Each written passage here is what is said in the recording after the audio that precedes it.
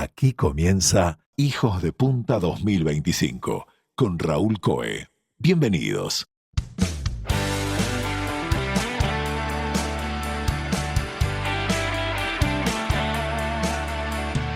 Amigas, amigos, muy buenas tardes para todos. Soy Raúl Coe y bienvenidos a Hijos de Punta.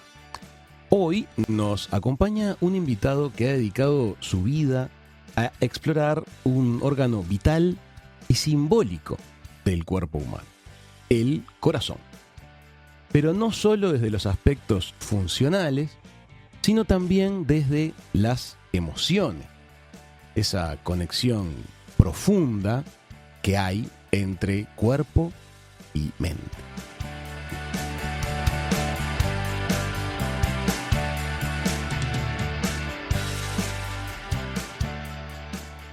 Bienvenido, Martín. Gracias por estar aquí. Hola, Raúl. Gracias por la invitación. Y por haber venido a Uruguay en particular. Me encanta Uruguay, me encanta la gente de Uruguay. Está muy bien. El doctor Martín Lombardero es un destacado cardiólogo con profunda especialización en el área de la imagen cardíaca. Él es cardiólogo, es investigador, es docente universitario, es interconsultor en varios de los sanatorios más importantes de la región, pero además es un pensador inquieto que tiene una perspectiva muy arraigada en la ciencia y en su técnica, pero que también trata de integrar la salud, el bienestar y el vínculo entre lo físico y lo espiritual.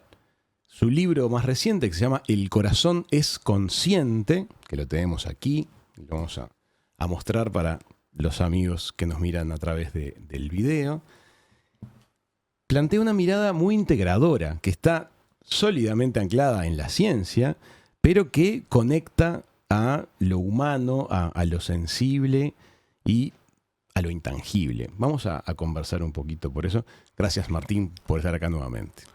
Un placer, la verdad, un placer. Decime una cosa. ¿En qué momento de tu carrera, que es extensa, empezaste a darte cuenta de que existía algún nexo entre lo técnico funcional de nuestro corazón y las emociones? Durante mucho tiempo hemos mirado el corazón de una manera como que lo que le pasa al corazón es exclusivamente el corazón. Y eso tiene que ver también con la supertecnificación que ha habido en la medicina en los últimos 50 años.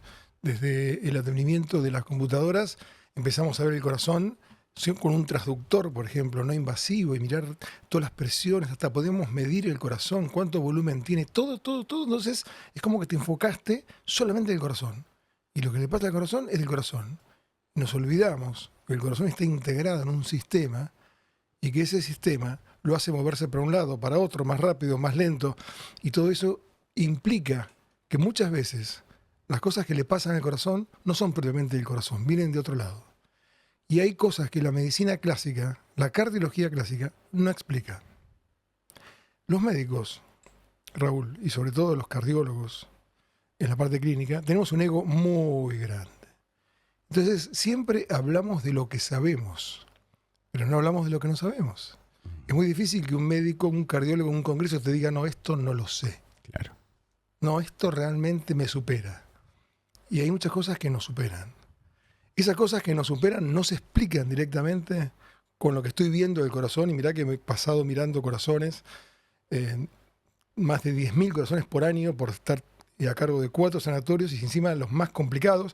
Y luego entonces decir, acá hay algo más, acá hay algo atrás que no estoy viendo. Y ahí empecé, desde hace muchos años, lo escribí hace 2 años, pero empecé a pensarlo hace muchos años, cuánto influyen las emociones en todo esto. ¿Qué te parece si entramos por ahí? ¿Qué son las emociones? Tenés 2 tipos de emociones que hay que diferenciar como para poder entender esto. Una son las imbloqueables, las que no podés bloquear, las necesarias e imprescindibles que tenemos todos los animalitos de este planeta y le hemos tenido en la historia de nuestra evolución. Son 4, que son miedo, asco, ira y sorpresa. Algunos hablan de tristeza y alegría, pero esas 4 son las básicas. Si vos no hubieras tenido miedo, asco, ira, no hubieras estado acá, porque tu tatarabuelo hace 500.000 años no habría podido salvarse de una catástrofe o de un depredador. Y eso lo pasa con el perro que tienes en tu casa y con nosotros. En las relativas a la supervivencia. Esas son las primarias. No la podés bloquear. Bien. Si yo te digo algo feo a vos ahora, Raúl, vas a tener ira. Que vos la gobiernes, la controles y la manejes es otra cosa, pero no vas a poder no tenerla. La emoción va a estar.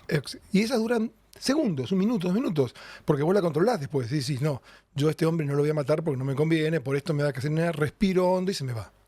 Ahora, las emociones que nos traen problemas son las que podemos manejar, que son los estados emocionales que nuestra mente instala. Si yo le tengo miedo a un depredador 2 minutos y corro como nunca corrí, o a un ladrón, en este caso, que es nuestro depredador hoy, Supongamos. y corro como nunca corrí porque mis músculos se llenan de sangre, porque la adrenalina corre como un reguero de pólvora, y en ese momento yo tengo la fuerza que nunca tuve en mi vida y corro, y después de eso lo elaboro y me olvido, no se instala en mi mente. Pero si ese miedo al ladrón se me instala permanentemente y cada vez que suena el timbre me recuerda al ladrón, estoy permanentemente mirando, ya es un miedo instalado, ese sí genera problemas en tu cuerpo, no solo en el corazón, sino en tus órganos vulnerables. Vos has hablado en el libro en varios momentos de el estado emocional negativo. Uh-huh. De hecho, es uno de los disparadores de varios de los capítulos del libro. Me gustaría que le cuentes a la audiencia qué es ese estado emocional negativo y si existe el positivo. Bueno, es una forma de llamarlo como para que la gente lo entienda. Quizás psicológicamente tenga otros términos. El estado emocional negativo es una baja vibración, en el cual vos instalás en tu mente una de estas emociones, por ejemplo el miedo, la desilusión, la culpa, cualquiera de estas emociones, y vos permanentemente estás pendiente de eso. Tu cuerpo entonces reacciona, la química de tu cuerpo siempre reacciona a la imagen de tu mente. Si yo te digo ahora, Raúl, pensá en algo muy lindo, muy lindo, muy lindo y cerrar los ojos, tu química en ese momento, en instante, en nanosegundos, transforma lo que rodea las células en algo de bienestar no tóxico. Y tiene que ver con la oxitocina, tiene que ver con la dopamina, tiene que ver con la serotonina, con hormonas más del placer y la felicidad. Se secretan en instantes. En segundos. Ahora, cerrar los ojos y me sale muy feo, pero muy feo, la cara de un político que no te gusta. Que es Sí, típico una de la imagen gente, negativa. Una imagen bien negativa, y lo mismo. En no segundos, menos segundos, en nanosegundos, enseguida la química de tu cuerpo cambia. Secretas rápidamente adrenalina, cortisol, que dura más tiempo que la adrenalina, que son todas hormonas necesarias, neurotransmisores. En el caso de la adrenalina es una hormona, en el caso de la noradrenalina es un neurotransmisor, y esos activan tu cuerpo como si estuvieras frente a un depredador. Porque vos no podés reconocer, o sea, tu cuerpo no puede reconocer si lo que está enfrente tuyo es un depredador o subió el dólar, Claro. o viene un ladrón, o hay una tormenta fea. Responde siempre igual. Sí, o tu trabajo está en riesgo, los dramas de la vida cotidiana. Claro, estás haciendo tu trabajo y tu jefe te llama para decirte algo feo. Todo el tiempo estás frente a un estrés que es el mismo que tenía tu tatarabuelo. La diferencia está en la magnitud de la respuesta, no en la respuesta. Entonces, la magnitud de una respuesta a un estrés diario va a ser menor que frente a un depredador, pero es constante. Entonces, tu alarma se prende todo el tiempo. Si yo tengo prendida la alarma todo el tiempo, sucede lo mismo que sucedía hace 500.000 años con ese depredador. Me baja la inmunidad, toda la energía se redirecciona hacia ese momento para bajar el estrés, aumenta el azúcar en sangre, y eso no es bueno. Y un dato que es interesantísimo, durante los episodios de estrés aumenta nuestra chance de tener coágulos. Y es una de las explicaciones del infarto. Los infartos, cuando se tapa una arteria coronaria, termina siendo un coágulo el que la tapa. Y si yo te digo que tenés la alarma permanentemente prendida, suavemente prendida, que te genera una inflamación crónica permanente y suave en tu cuerpo, aumenta las chances de coagulabilidad, de azúcar en sangre, que es tóxico.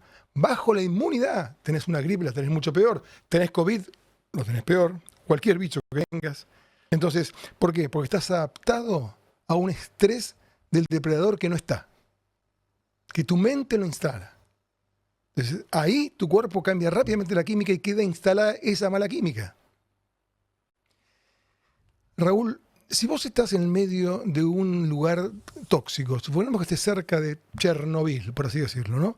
O en una ciudad con mucha contaminación, en India, o donde vos quieras, estás respirando un aire contaminado. Ujú. Vos te vas a adaptar a eso o te morís. Seguramente me adapte. Especie que no se adapta, se muere. Exacto. Y te vas a adaptar con enfermedades inclusive. Seguramente. Bueno, Afecciones, Afecciones. sufrimientos, sí, bueno, sí. vos tenés 5 billones con B de células en tu cuerpo que tienen núcleo. 5 billones. Son 5 billones de raulitos Sí, sí, que entiendo. respiran, tienen aparato digestivo, tienen aparato reproductor dentro del núcleo. Son mini raulitos. Si vos a esos mini raulitos, que son 5 billones, los rodeás de una mala química y tóxica, ¿cómo se van a reproducir? De mala manera, va a traer problemas. ¿Cómo van a trabajar haciendo proteínas, que es lo que tienen que hacer? ¿Cómo va a ser la fábrica de proteínas? Que hay más de 1000 a 3000 fábricas de proteínas por célula. Y hacen una proteína, la van a hacer mal, quizás. Bueno, eso es parte de la epigenética. Pero el concepto es, cambia tu química, y cambia entonces tu estado. Entonces, todo lo que sea respiración, meditación, todo lo que sea relax, cambia la química de tu cuerpo. Pero al margen de las situaciones de relajación, que sin duda van a ser beneficiosas, yo quiero contarle a la gente que los distintos capítulos de este libro, El corazón es consciente, narran anécdotas de vida que, pregunto, fueron todas reales, ¿verdad? Todas reales, están todas basadas en pacientes míos, algunos no están, y un poco el libro está dedicado a ellos, a los que no están, y a los que están también. Y es más, 2 pacientes estuvieron presentes en el momento de la presentación del libro en la Rural en Buenos Aires. Por supuesto están con nombres ficticios, aunque algunos me dijeron poné mi nombre, pero sí, algo de ficción hay para que obviamente el cuento sea más atractivo, y algunos diálogos son imaginados por mí frente, por ejemplo, cuando habla con su mujer. Yo no estaba Claro. con su mujer, Claro. pero la historia, la enfermedad y la emoción es exactamente igual. En los distintos capítulos del libro se describen situaciones cardíacas de uno o más miembros de las historias, pero con un telón de fondo que son algunas de estas emociones: enojo, traición, queja, ira, miedo, desilusión, lujuria y culpa.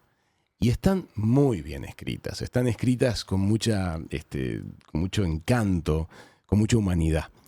Y en ellas se describe el telón de fondo en el que se genera la crisis cardíaca. Ujú. Y es como que un poco se da vuelta porque adquiere motivo el fallo cardíaco. Bueno, uno de los cuentos, la desilusión, tiene que ver con el síndrome del corazón roto.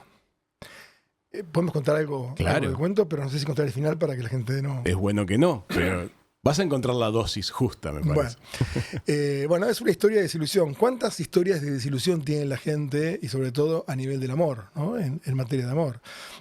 Una de las cosas peores que hemos hecho en la humanidad en los últimos tiempos es pensar que el amor es para toda la vida. Ojalá sea para toda la vida, pero y como vemos habitualmente resulta ser que no es para toda la vida. Y ahí hay una gran desilusión y no hay una preparación estoica, ¿no? Como habla el estoicismo, Sí. prepararme para una tragedia previamente. Entonces, claro, es un golpe fuertísimo para una sociedad que está acostumbrada a que el amor es para toda la vida y que la muerte nos separe. Esa desilusión frente a un marido, frente a una mujer que tiene una segunda historia, hace que en ese momento esa mujer, y se da más en mujeres perimenopausia, tengan una tormenta adrenérgica.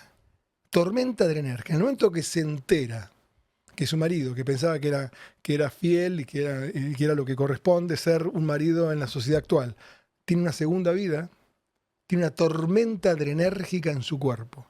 La adrenalina corre como un reguero de pólvora, y en ese momento su corazón, que tiene algunos receptores muy sensibles a la adrenalina, generan lo que se llama el corazón roto, el síndrome de Takotsubo, que es casi se paraliza el corazón y adquiere la forma de un globo. ¿Viste el globo de huracán o el globo aerostático? Sí, sí, sí. Bueno, Es una esfera. Un globo adquiere la forma de un globo y vos lo ves que se mueve muy poco. Esa señora le falta el aire, tiene palpitaciones y tiene una mortalidad aproximada, depende de muchas cosas, pero entre un 3 y un 4%, que no es poco. Habitualmente recuperan y vuelven a la normalidad, pero la tormenta adrenérgica es terrible y 4% no es poco. Entonces, si no se actúa rápido y no se ayuda en los medios de soporte, porque no hay ninguna medicación, hay que acompañarla y seguirla, podemos terminar en un evento trágico. Pero son los menos, por supuesto, porque 3-4% de mortalidad es mucho de un punto de vista y de un punto de vista global por ahí no es tanto, depende de cómo lo mires. Pero eso se llama el síndrome del corazón roto. Es una gran desilusión que tenés frente o una gran tristeza que te agarra frente a un evento, sobre todo tiene mucho que ver con el tema del amor. Del amor, en particular. En otra de las historias que me resultó muy removedora hay un desgarro. Y un desgarro emocional que repercute en un desgarro de la válvula mitral. Bueno, de las cuerdas de sostén de la válvula mitral. Sí. Para ser honestos, son casos raros. O sea, generalmente cuando la válvula, con las cuerdas de la válvula mitral se rompen, no siempre tienen que ver con un desgarro emocional. En este caso coincidió y fue tan claro y tan fácil de ver porque el personaje tenía una culpa infernal.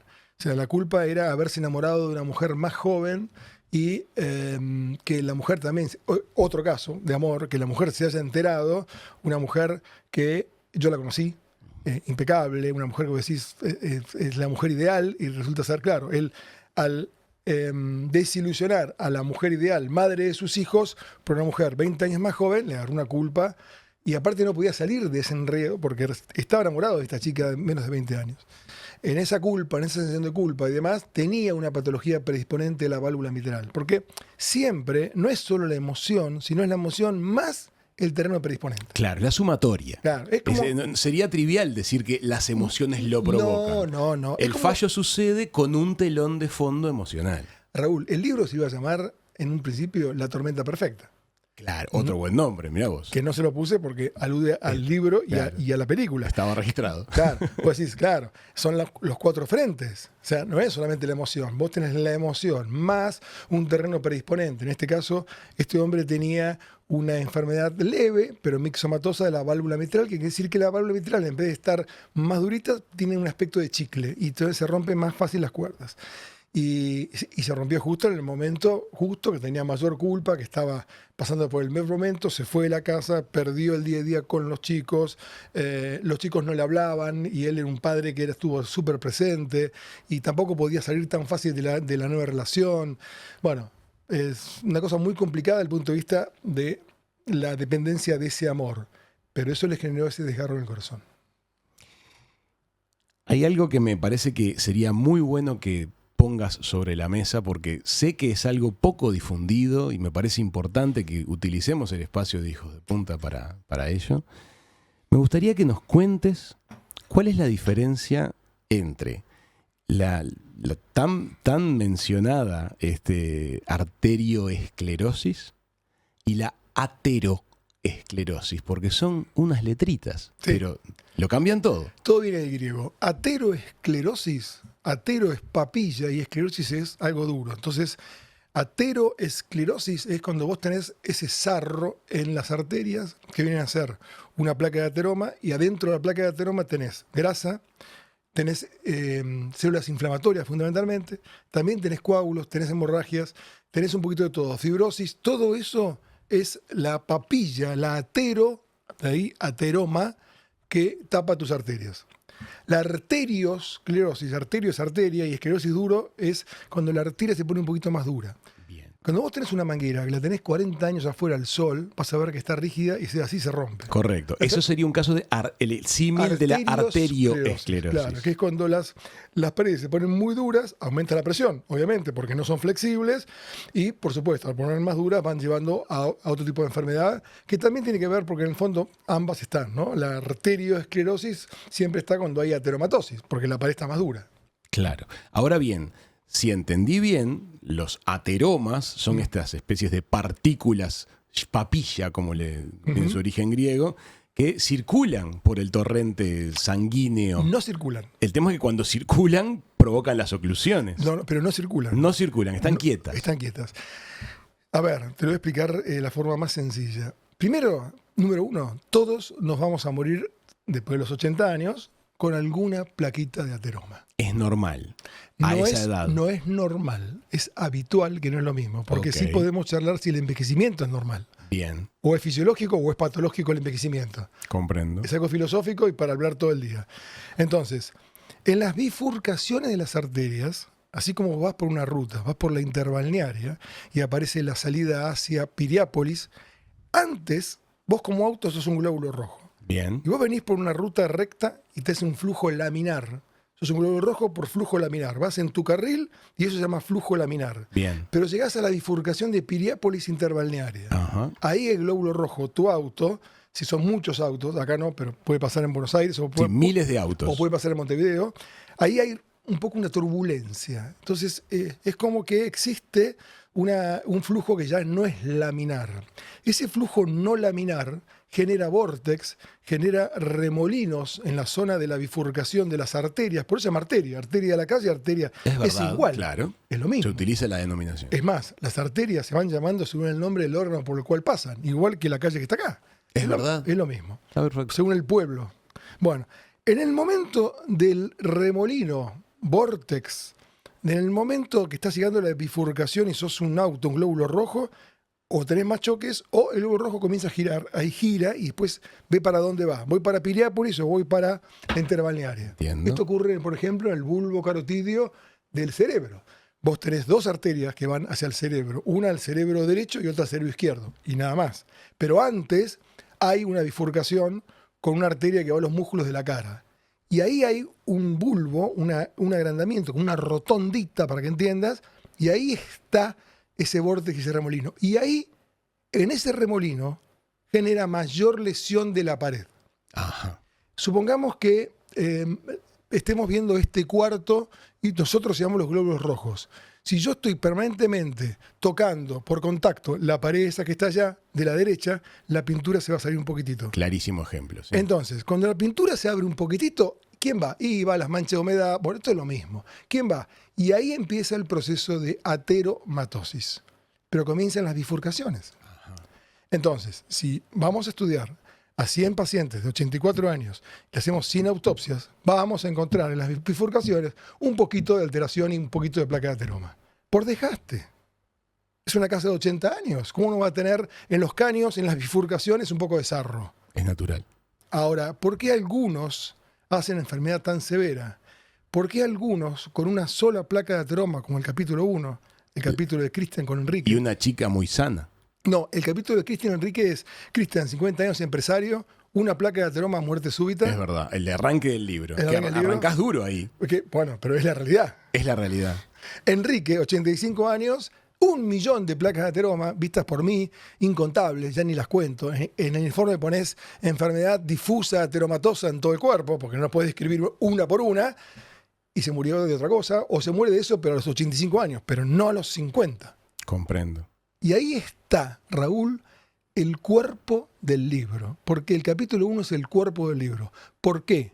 Cristian, 50 años, ejercicio, flaco, una vida activa, una vida ideal en cierta medida. ¿Por qué se va a los 50 años y no cumple su ciclo biológico con una sola enfermedad en una sola coronaria de las 3 principales que hay?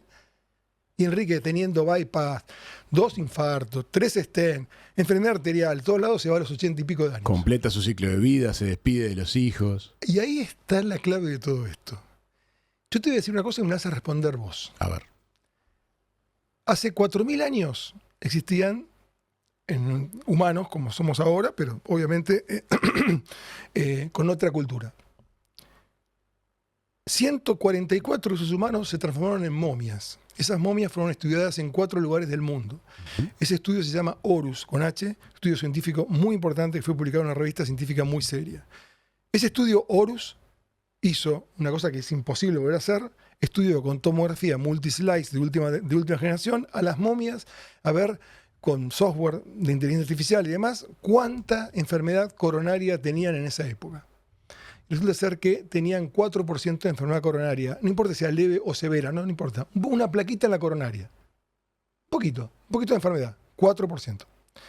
Con el mismo tomógrafo, multislice, en Noruega, Se hizo un estudio sobre 9.500 pacientes entre 45 y 55 años, varones, asintomáticos, los que andan por la calle, y el 45 a 50% les digo que ya tienen un poco de enfermedad coronaria.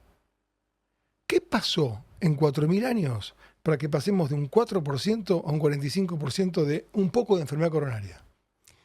Se me viene a la mente mala dieta, sedentarismo y preocupaciones. Estrés, cigarrillo, la vida que estamos llevando, no hay dudas. Hay una frase que lo dice todo.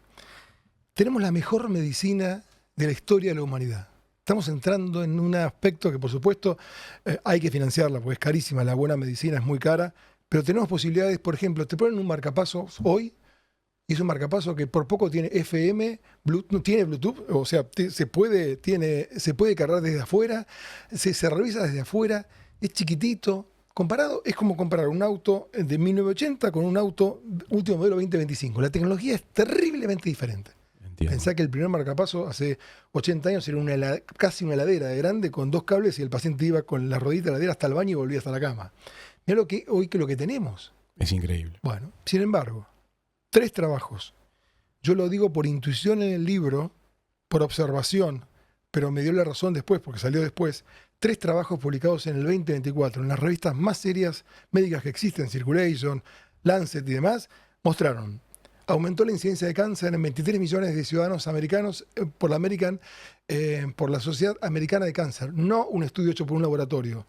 2, aumentó la incidencia de ACV en una carga de 200 países que metieron todos los datos y sacaron que aumentó la incidencia de ACV, sobre todo en menores de 65, que antes no pasaba. 3, aumentó la mortalidad cardiovascular cuando venía disminuyendo. Y estamos tomando cada vez más pastillas. Contámela entonces, ¿de dónde viene todo esto? Entonces, esta razón que yo te digo, nos estamos enfermando más para curarnos mucho mejor. Te propongo que hagamos una pausita acá. En la segunda parte vamos a estar analizando varios temas más que aparecen en tu libro, entre ellos la relación entre el ego, la sociedad actual y el miedo. ¿Te parece bien? Pues, bárbaro, me encanta. Amigas, amigos, ya venimos con más de Hijos de Punta.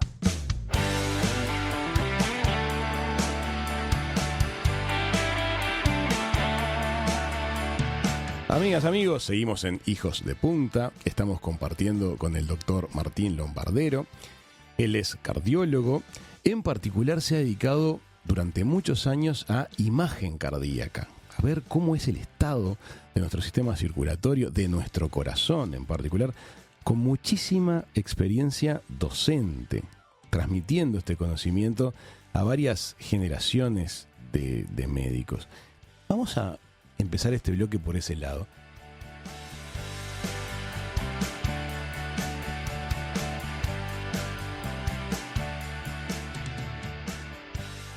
¿Cómo es formar médicos? Bueno, durante 2/3 de mi carrera, de estos 33 años que soy cardiólogo, me he dedicado a formar médicos cardiólogos, dando cursos. Dirigí 33 cursos de imagen cardíaca de nivel nacional e internacional. En el último curso tuve 2.500 inscriptos por Zoom de toda Latinoamérica. Entonces, en cada lugar de Argentina, y te diría un poquito hasta de Latinoamérica, tengo algún fellow, algún rotante que vino con nosotros a nuestra escuela de imagen cardíaca. Ahora, en este próximo tercio que me queda productivo, quiero dedicarme a formar gente. Porque me di cuenta que si los convenzo que cambien un hábito, les cambio el destino y se pueden ellos salvar, no uno, porque el poder está siempre en uno, no en el médico. Y ellos pueden cambiar su destino cardiológico. Qué interesante eso que decís en cuanto a que está en uno también. Me das pie para otro de los temas que tratás en el libro y que me movió mucho el piso, que es el capítulo dedicado a el crecimiento que ha tenido en el mundo actual el miedo y su relación con nuestro ego. ¿Nos contarías esa mirada? Es una mirada filosófica que me encanta porque tiene mucho que ver con el médico. Porque hablábamos del ego del médico, ¿no? Y de bajar el ego del médico mismo, porque en el fondo miedo y ego son primos hermanos, van de la mano, están muy juntos. El ego, que tiene que ver con el yo, Podemos hablar un montón del ego, pero tiene que ver, vamos a hablar del ego en cuanto al yo. El ego está muy relacionado con, porque como tengo miedo de que vos seas mejor que yo te ataco antes. Esa es la raíz. La competencia laboral, como tengo miedo que, yo en el fondo me armo entonces directamente muestro ira o muestro todo porque en el fondo tengo miedo de algo que vos me saques a mí. Qué interesante. Entonces, todo arranca por los cambios que hubieron culturales en los últimos miles y miles de años. Vos pensá, vos tenías 3 instintos, tu tatarabuelo, ¿no? Siempre hablamos hace 500.000 años. Instinto de protección del territorio, todo esto se transformó en las 3P. Instinto de protección del territorio hoy es poder, primera P. Instinto de reproducción, como tienen todos los animalitos, hoy se transformó en placer. Ajá. Y el instinto del miedo que te salvaba de un depredador, hoy se transformó en pánico. Pánico a perder lo que tenés, pánico a perder lo que lograste, pánico a que te lo saquen, pánico al que esté al lado sea mejor que vos, pánico a la competencia, pánico a la empresa. Vos fijate simplemente una sola cosa. Mi abuelo entró en una empresa como cadete y terminó siendo gerente y le dieron una medalla. Explícame dónde se da un caso así hoy, donde contratan un gerente y a los 4 meses no tiene los objetivos cumplidos, se va. Sí, entonces, es muy notorio. Pasamos del miedo a perder el trabajo al pánico, a perder mi casa, a perder el trabajo, a perder la posibilidad de pagar el alquiler, de pagar las cuentas, de que mi hijo no vaya al colegio. Entras entonces en pánico. Entonces, las 3P, hoy que tenés placer, que lo cambiaste por instinto de reproducción. No hablo de sexo en sí mismo, ¿no? Hablo del placer inmediato, de la dopamina, del consumo, de la sociedad consumista, que a vos te instigan a pensar que la felicidad es cambiar el auto, cambiar tu ropa, comprar, y terminás en un vacío total porque la dopamina quiere más dopamina hasta que se desensibiliza y ya nada te viene bien. Es la historia de los chicos que se drogan. La droga tiene su acción por la dopamina. Cuando pide más, en un momento ya no te alcanza lo que estás tomando. Bueno, la dopamina tiene ese circuito y el consumo es lo mismo. Es una sociedad que está mediada por el consumo. Y eso es placer inmediato, donde no hablemos de sexualidad, de placer inmediato es muy nocivo. Donde la espiritualidad está un poco corrida de lado por ese placer inmediato. Otro capítulo que me resultó muy interesante de El corazón es consciente tiene que ver con la importancia del ejercicio físico. No es un titular nuevo, la importancia del ejercicio físico. Pero vos te metés con un aspecto que me parece muy significativo, que es la trampa del apto físico, ese examen médico previo a iniciar una actividad deportiva sostenida, que por un lado es muy bueno que se haga, y lo apuntalamos, pero cuidado, porque puede encerrar algunos errores. Sí, no es un seguro de vida. Hay un artículo además del libro que escribí para Infobae que se llama Misterios, falacias y contradicciones del seguro de vida, no, del apto físico. El tema es que yo no puedo recrear tus emociones en un consultorio. Claro.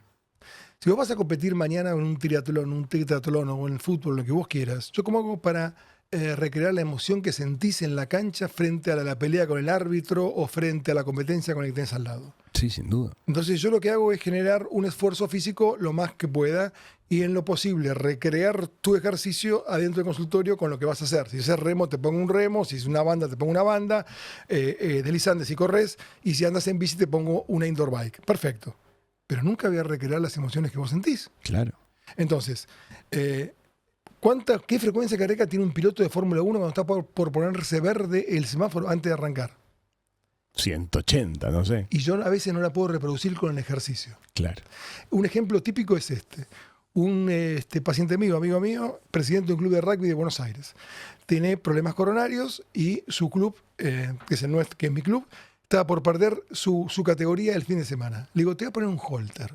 Pero antes te voy a hacer una prueba de esfuerzo muy intensa.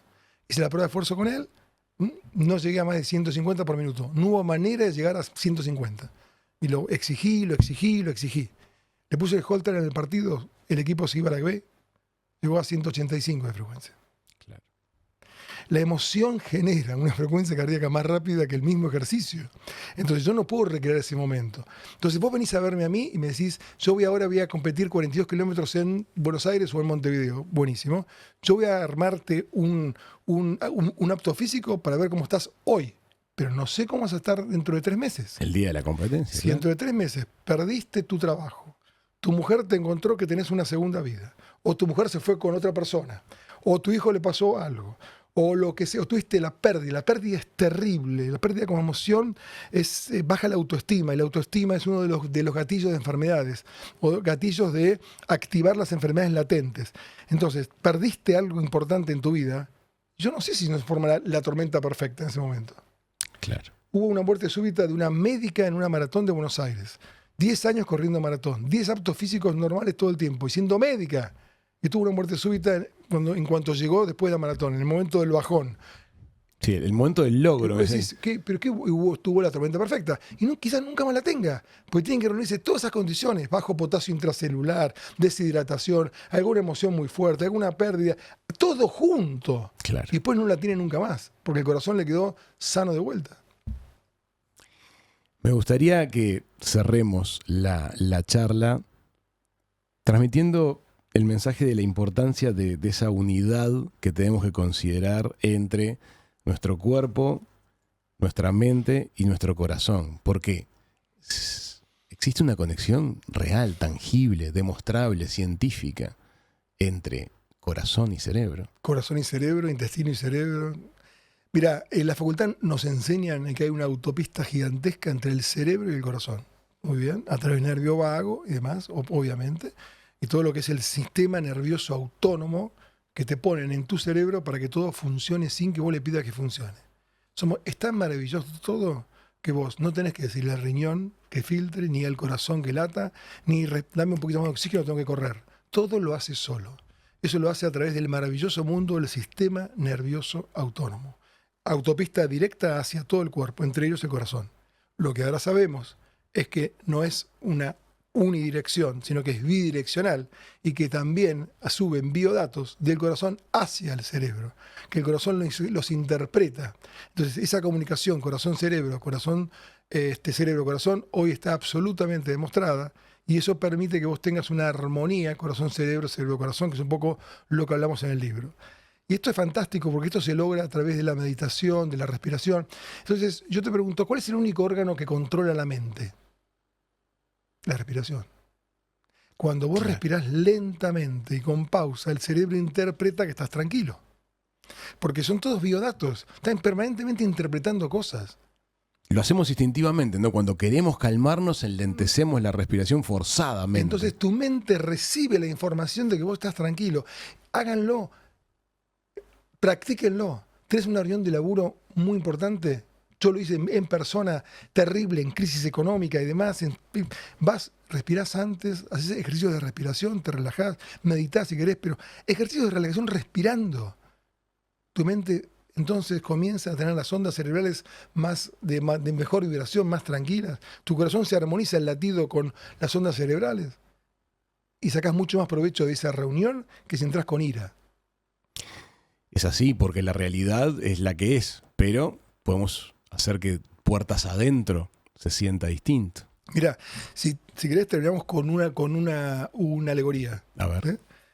Cuando Raúl, antes de ser concebido como Raúl, la mamá le dio 23 cromosomas y el papá le dio 23 cromosomas, en el momento que juntaron 46 cromosomas, se armó Raúl, ¿no? Una única célula con 20.000 genes que se va a reproducir por 5 billones permanentemente, porque encima la está permanentemente cambiando.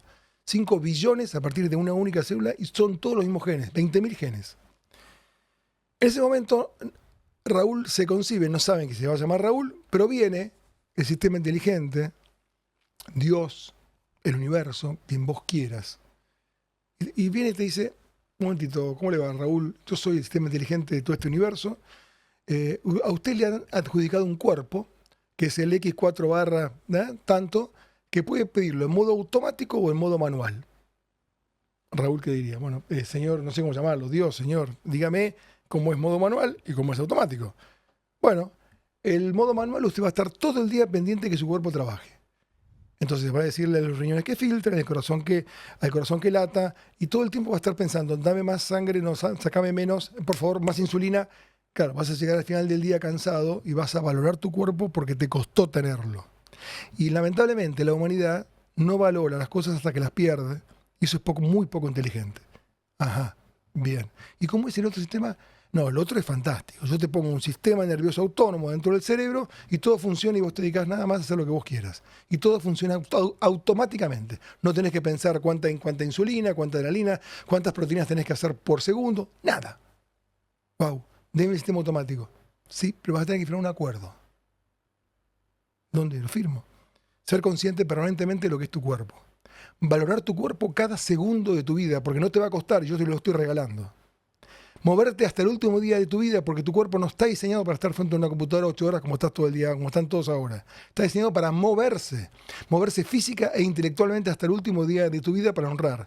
Y vas a dar servicio, que es la base de la felicidad. ¿Firmás? Sí, obvio, firmo. Hemos firmado ese acuerdo, Raúl. ¿Quién lo cumple? Amigas, amigos, sin lugar a dudas, mucho para pensar, mucho para conversar con sus seres queridos a raíz de la charla que hemos tenido con el doctor Martín Lombardero, hoy aquí en el programa. Martín, gracias por venir. No, por favor, gracias a ustedes. Gracias. Nos vemos prontito. Hasta aquí fuimos hoy. Chau, chau. Nos vemos.